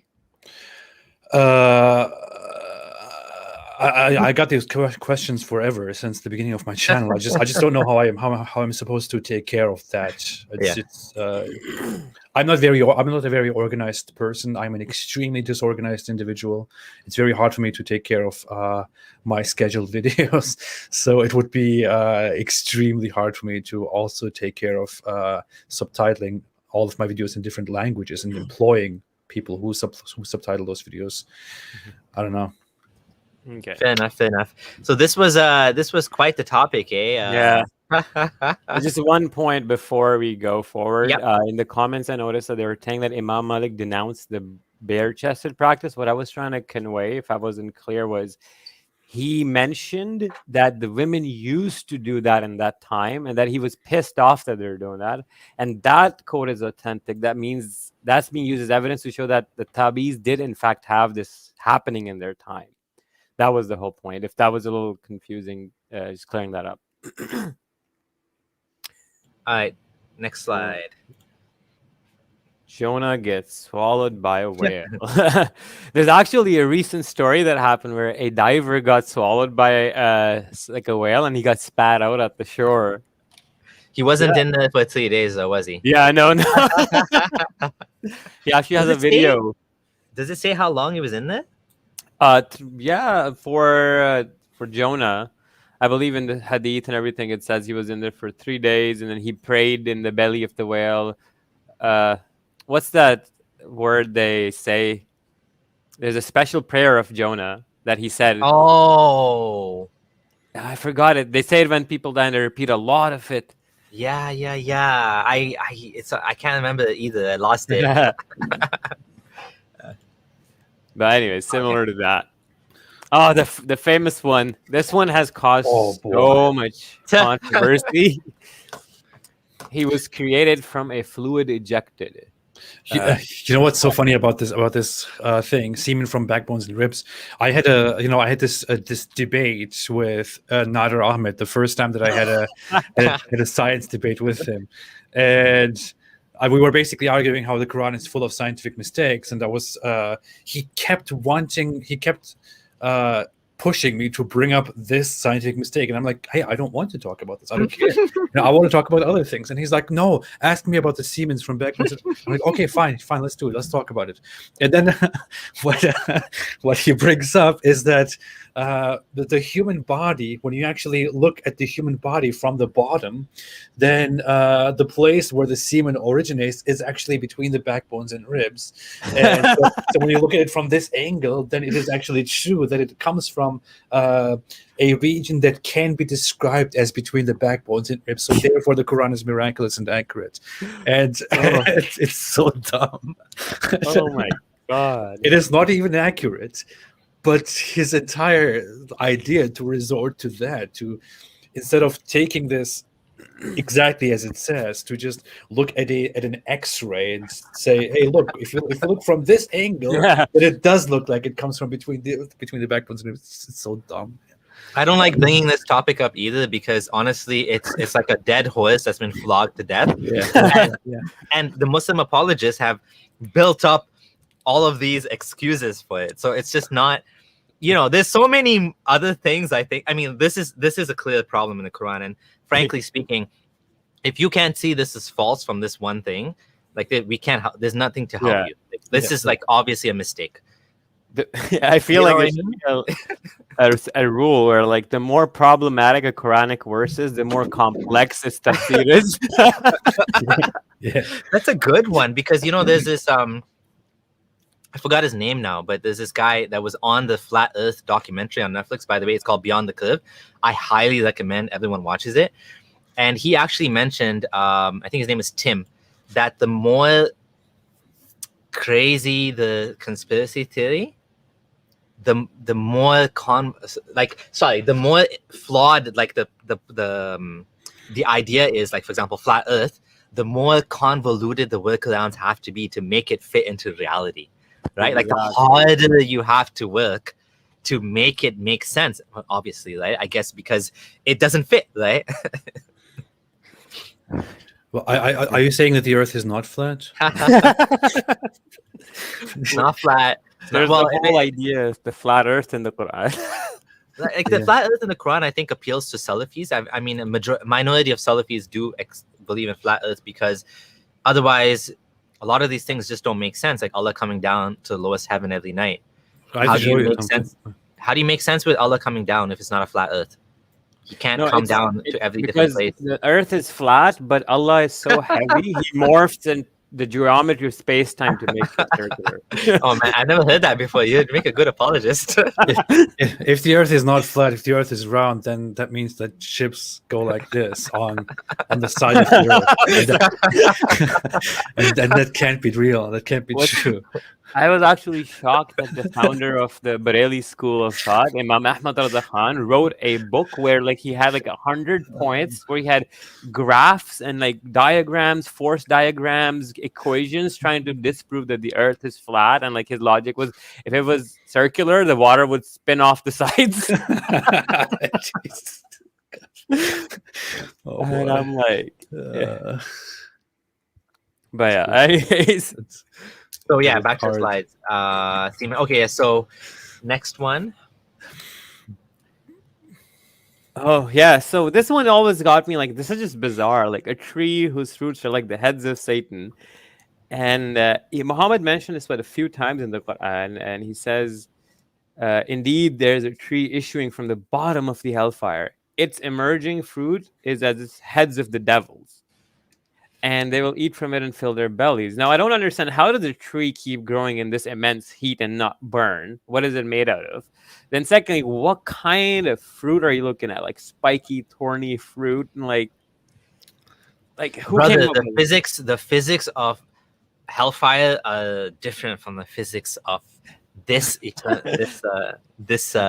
of existence. As Sheikh Maulana Yasser Al-Qadi put it, it is supra-rational. The jinns will also go and burn in the hellfire. The jinns are of smokeless fire, and they will go and burn in the hellfire. And it's just you cannot grasp the physics of it. It's just yes, different. but Islamic scholars have an answer. You see, in the hadith, the Prophet said that he felt the coolness of the spittle of the jinn. So therefore, the jinns are made of fire, but they are not fire. Oh, Yeah. yeah. And then hell has like different types of fire, because the breath of hell makes the cold, and then also the breath in the summer makes it hot. See, Islam has all the answers. You're just doubters. This one was just weird. Like, so this ties in with a lot of other hadith where Muhammad said the sun rises and sets between the horns of Satan, and he also forbid like praying right before sunset, or and sunrise, something like that. Oh, And yeah, that's the thing. You cannot pray at that time. I remember this really confused me as a Muslim. I was like, yeah, what same. the heck? Same. Well, like, when I started praying and I learned the exact rules about it. You can't pray at specific times, and Why? my guess is there must have been some religious group that did this and worshipped the sun. Yeah, That's the only thing I can come up with that makes sense. I think there was such an explanation. I remember something along those lines. Yeah, it's just weird. Yeah. Rises between the horns of Satan. I guess that's probably an expression. I don't know. I'm reading a fatwa about this, and it says some of that is exactly as it is in the wording, that the Satan has horns and it carries the sun out. But, like, I'll share the screen. I mean, it's from Islam Web as well, but okay. Yeah. Some interpreters of the narration differ regarding the meaning of the horn of Satan. Some said that the meaning is exactly as in the wording, that the sun rises on the horn of Satan or between the two horns. This cannot be questioned. It's a matter of the unseen.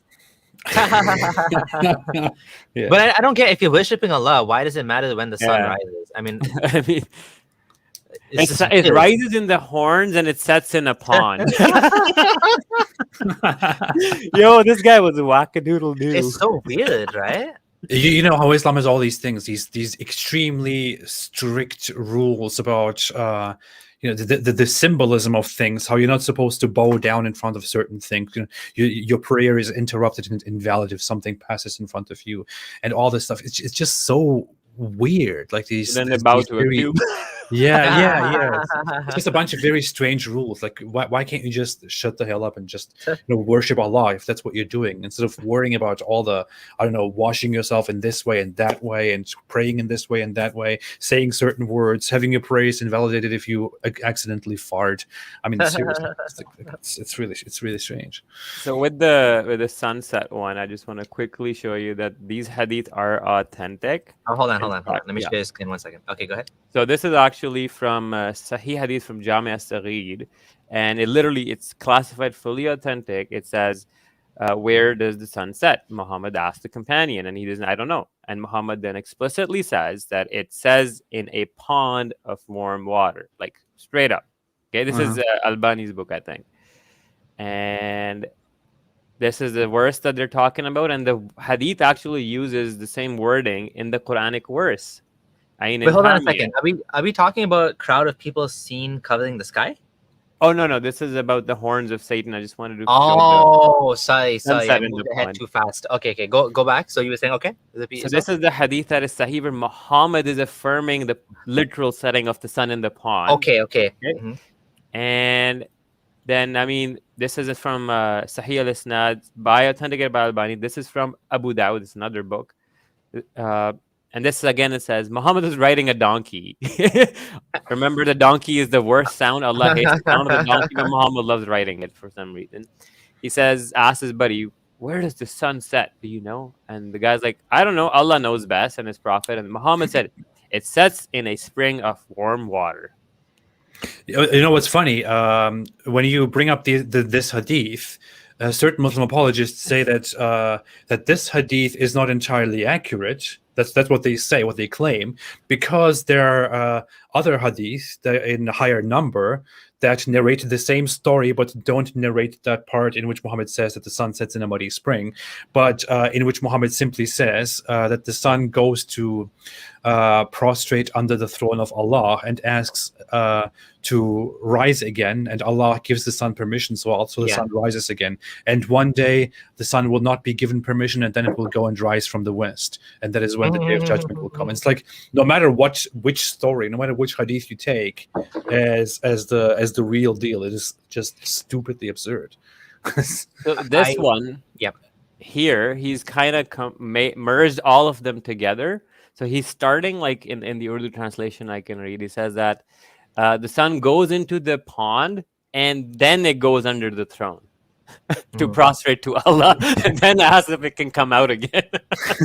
So again, this is, like this just gives more and more confluence to the idea that Muhammad had no clue about anything. Like Allah has no clue about anything, because it's not just a hadith, it's the Quran as well is using the same language that is alluded to in the hadith. The hadith goes into more detail. If you want to throw out the hadith, okay, throw out the hadith, but then you still have the problems in the Quran, right? You know what I mean? Like the problems in the Quran, all the statements in the Quran are very geocentric. It's very much a model of a flat earth, with the sun going in a circle around it. You know what I'm saying? Allah coming down to the lowest heaven is in the hadith as well.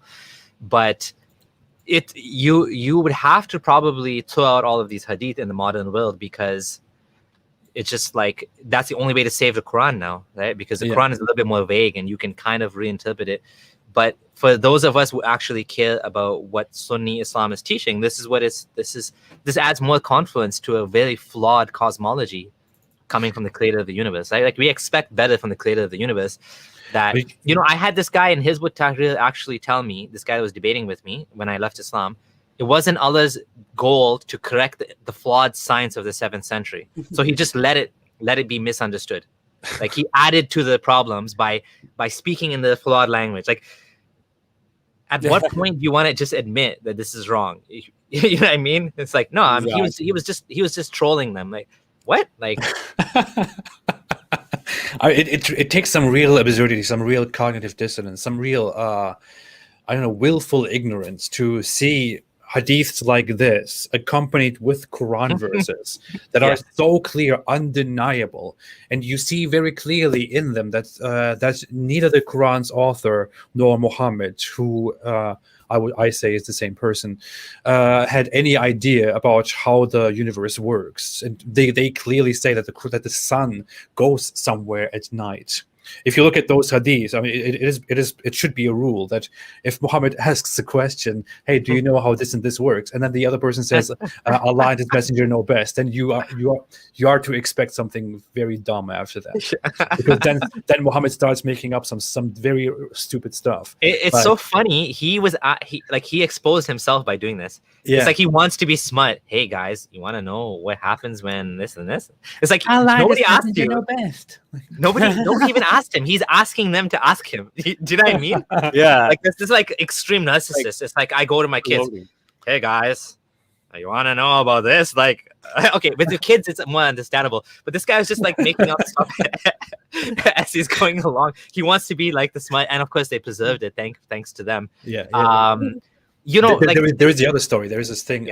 He goes to his crowd, to his Muslims. No, they're sitting somewhere, and then they see a shooting star, a meteor, and then he's like, "Hey guys, do you know what this means?" And they're like, "No, Allah's Messenger know best." Like, well, let me tell you, what this is the jinns, the beings made of fire. Well, they go up sometimes. They try to go up there to the high assembly of Allah, and they try to listen to the high assembly of Allah and try to snatch some secret information which nobody knows. And sometimes they actually manage to snatch secret information from Allah's high assembly. And then Allah's angels notice that those jinns, and what they do is they immediately take those fireballs, those missiles, and throw them at those jinns. And those missiles chase those jinns and destroy them. And that's what happens when you see those shooting stars.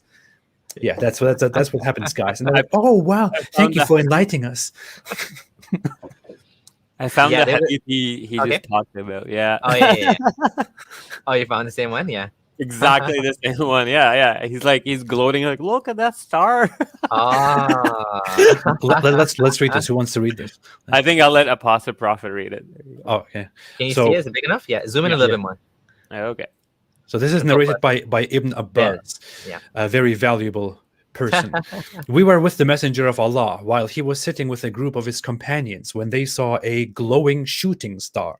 The messenger of Allah said, when you saw the likes of this during Jahiliyyah, what would you say about it? They said, we would say that a great man died or that a great man has been born.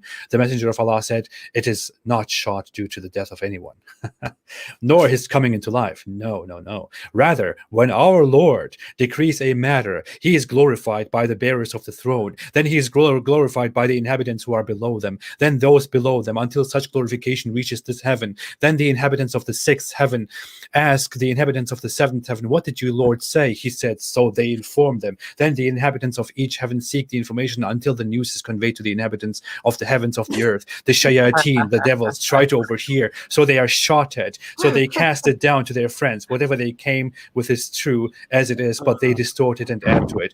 What the hell, man? Oh my god! Stop talking nonsense. You guys are not medical doctors. Notice the seven heavens there. Yeah, the seven heavens thing is another big problem in Islam that used to puzzle me as a Muslim as well, because it makes no sense. See, why is Allah having so many redundant loops in the transfer points? Like, why can't He transfer directly from one point to another? Why is it like one angel to another to another to another?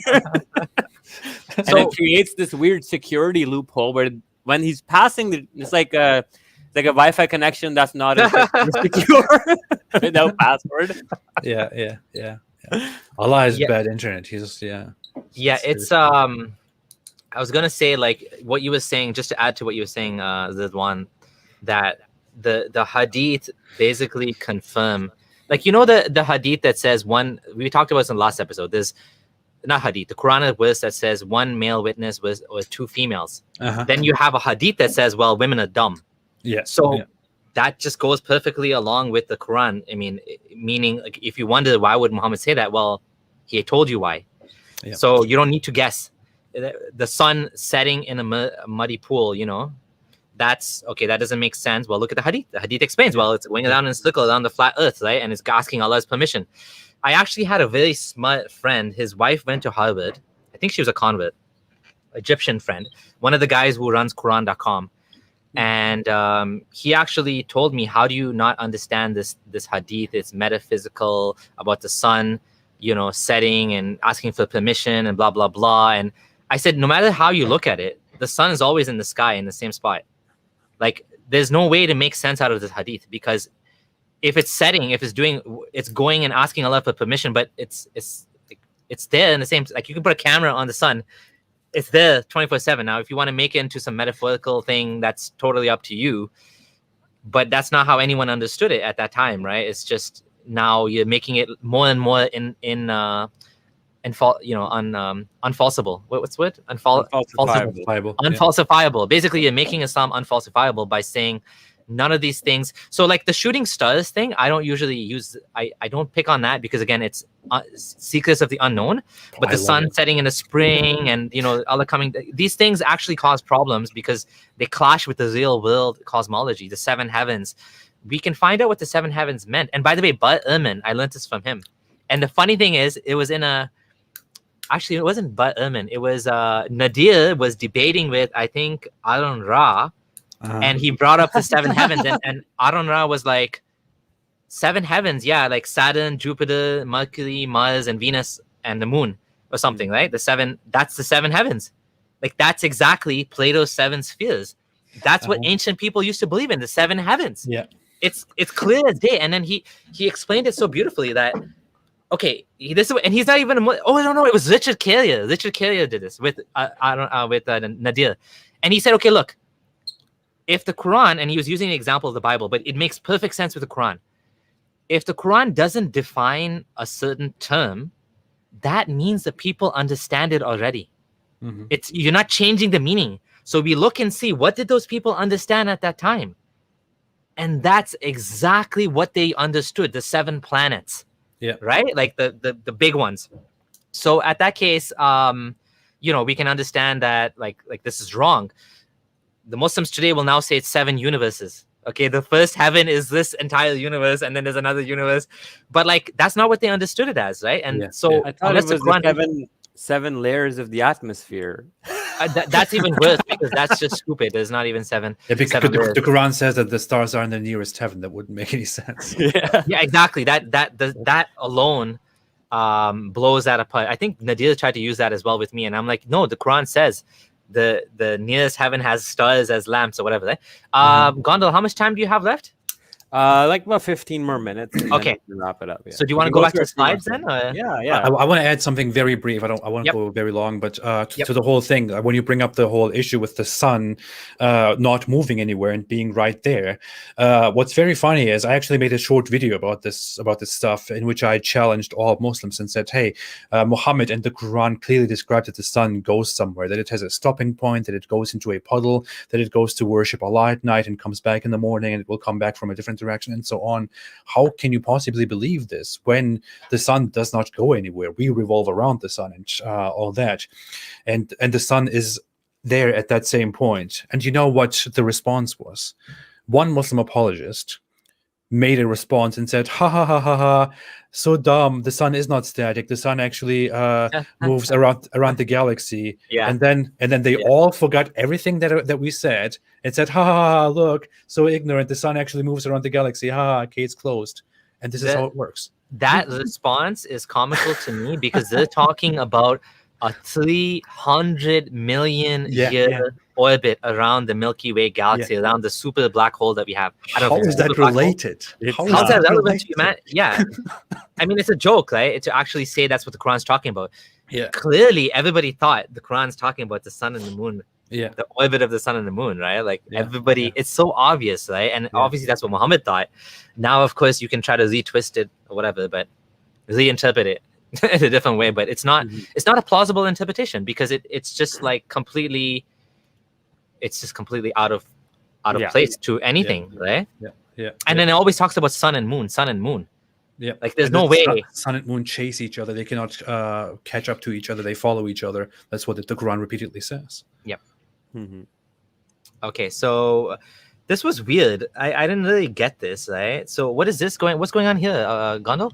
All right, let me just pull that up on my side. So I feel like what's going on here is that Muhammad was just standing there, and he then told people that one day I was just chilling, and I looked up, and there were some nations were displayed before me in the sky. A prophet would pass in front of me with one man, and another with two men, and then another with a group of people, and then another with nobody with him. Then I saw a great crowd covering the horizon, and I wished that these were my followers. But it was said to me, this is Moses and his followers. Then it was said to me, look, and I looked, and I saw a big gathering with a large number of people covering the horizon. It was said, look this way and that way. So I saw a big crowd covering the horizon. Then it was said to me, these are your followers, and among them are 70,000 who will enter paradise without being questioned. Then the people dispersed, and the prophet did not tell who those 70,000 were. Companions started talking about them. As regards us, we were born, heathenism. But yeah, anyways, they're confused. Oh my God, am I going to be the one that's amongst the lucky 70K?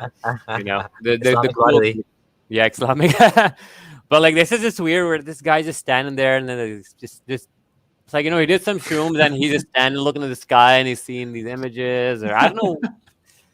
It's weird to imagine that. Yeah, like this is like a holographic show in the sky that, you know, only Muhammad can see, and 70,000 people worth. Yeah, that's weird, right? I genuinely believe that Muhammad had some mental problems. Oh yeah, I don't think that he was just an evil guy who made everything up. I think that he had some genuine mental problems, which encouraged him to make up things. Yep. Yeah. Jihadi Gabriel. So this is interesting and this happened a few times when Allah's messenger returned on the day of Khandak, the trench battle. He put down his arms and took a bath. So Muhammad's like, all right, our battle's over. Let's all go clean up, you know. Then Gabriel, whose head was covered with dust, came to him saying, you have put down your arms? By Allah, I have not put down my arms yet. Allah's messenger said, where to now? Then Gabriel said, this way, pointing towards the Jews. And they went towards them, and then Rest is history, where Muhammad slaughtered their 800 to 900 men and children who had pubic hair as a qualifier for beheading, and the genocide of the whole tribe. But the precursor to that was this jihadi Gabriel apparition came to him and convinced him to do it. This just makes me think again. Mental problems. He fights a war. He goes home, and then he sees this hallucination of the guy who says, "Hey, why are you putting your weapons down? We have more work to do. Let's go and behead that whole tribe." And he's like, "Oh yeah." The other good thing about that one is it's not just that this happened then with the Gabriel. It also happened a few other times too, and you'll see that Gabriel would pop up in the form of this guy named Diha al-Kalbi, where people will be standing in front of Muhammad like, that's your companion. We can see him. He's the guy that we all know. And then Muhammad like, no, that's Angel Gabriel. So another version says that it was that guy who was talking to Muhammad, and Muhammad's wife was there, and she's like, fuck's going on? He's just a guy. Muhammad says, no, it's an angel. And this is the Capgras delusion syndrome, whatever, it ties in nicely too. But yeah, it's just weird. And then angels fighting is like in the Battle of Badr, they won the battle for the Muslims. But then when they showed up in Ohad, shit, they didn't win the battle. They lost it. Right? Like, and then it's a weird when you think about how crazy the guy is. He's having angels sitting on here, angels writing your deeds, angels everywhere, angels throwing shooting stars at you, angels bringing revelation. It's angel choking him. Angel choking him. Yeah. He's wrestling an angel in the mosque. Oh yeah. The genie. Oh yeah. No, that was the jinn. He's wrestling with the devil. That was a jinn. Yeah, I think that's the next slide. Yeah. Oh, is it? I think so. Oh yeah. That's right, yeah. God. Oh boy. I just want to hold on. I just want to point one thing out. Where is he? Okay. You guys talking about hadith? There's something wrong. We'll write hadith. If you guys have guts, then talk about Quran. We are talking about Quran too. Like, I mean, there's more content in the hadith, but like actually a lot of these things refer to Quranic teachings. Like, for example, Satan, the idea of devils and all of that, the specifics. And this is actually quoting the Quran, this hadith. This hadith quotes the Quran, right? You know what's funny? The hadith are more authentic than the Quran. There is no reason for you to believe in the authenticity of the Quran if you do not trust the hadith. If you do not trust the hadith at all, then with the Quran, all you have is a book that was delivered by some people, brought by some people, and that makes some very, very big, extraordinary claims. You can only verify what the Quran is and why it says all the things that it says because you look at the hadith, and the hadith explain to you how the Quran came into existence, how it was preserved, how it came to be the book that you have. If you do not trust the hadith, if you throw them out, then you have nothing. You have no reason to trust the Quran at all. It's the same process of preservation. Yeah.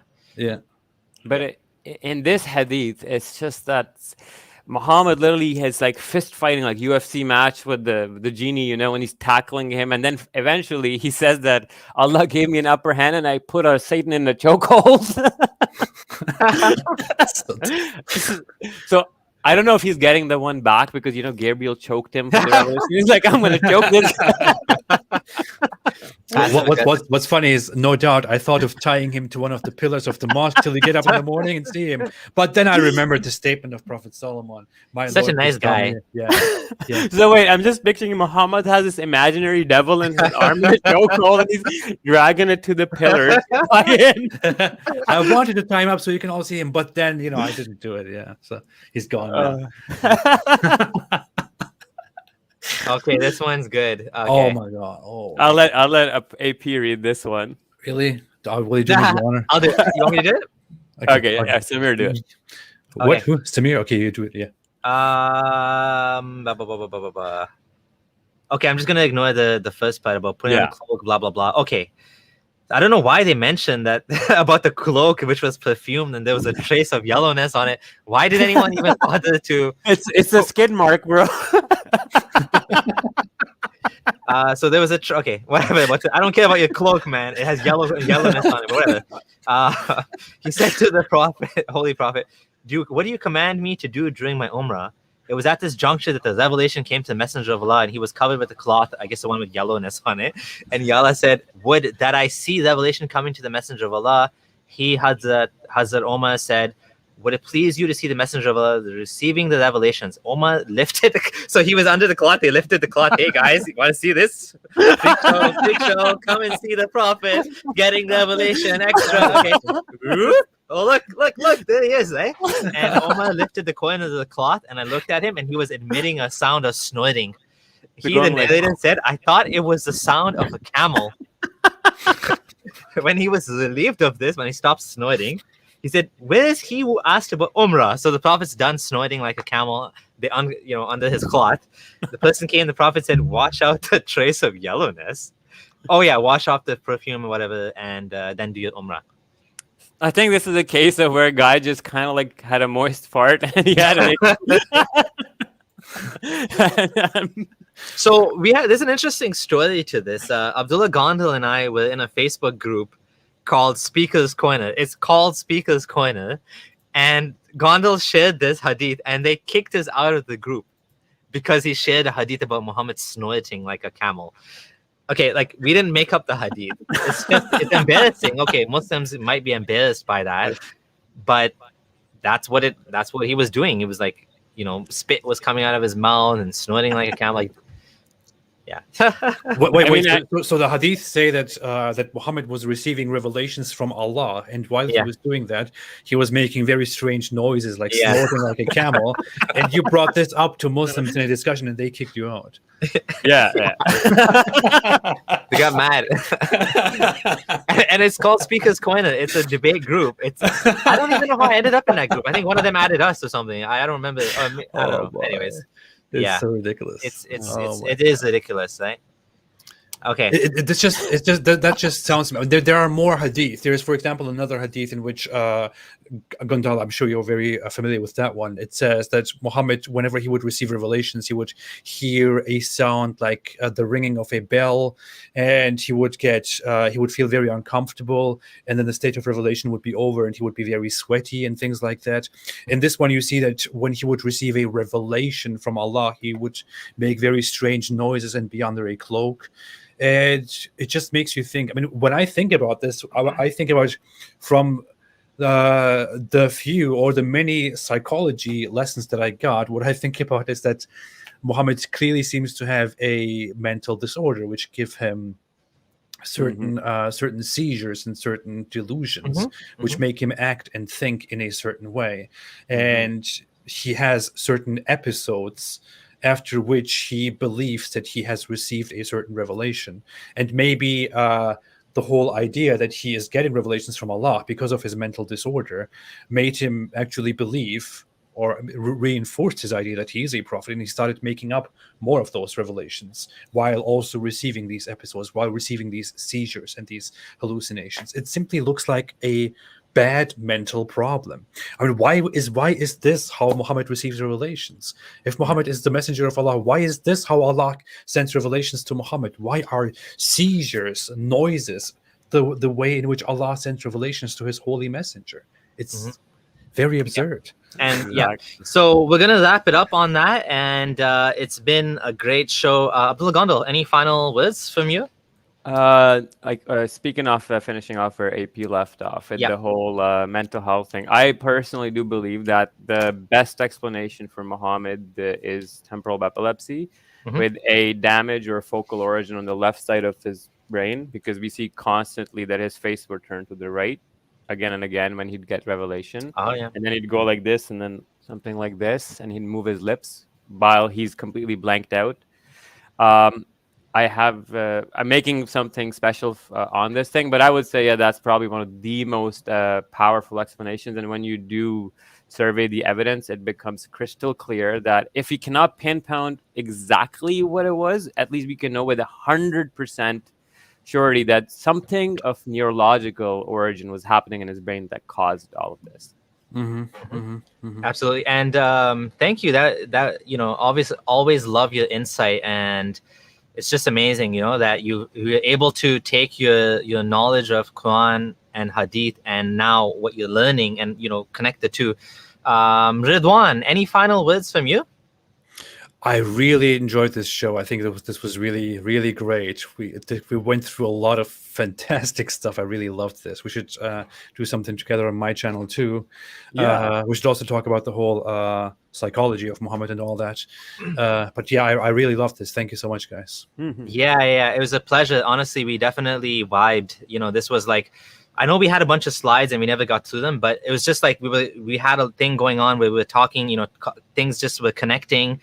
We have a lot of things in common that, to discuss, and a lot of overlap in, some of the things that we've been debating and discussing with Muslim apologists and stuff.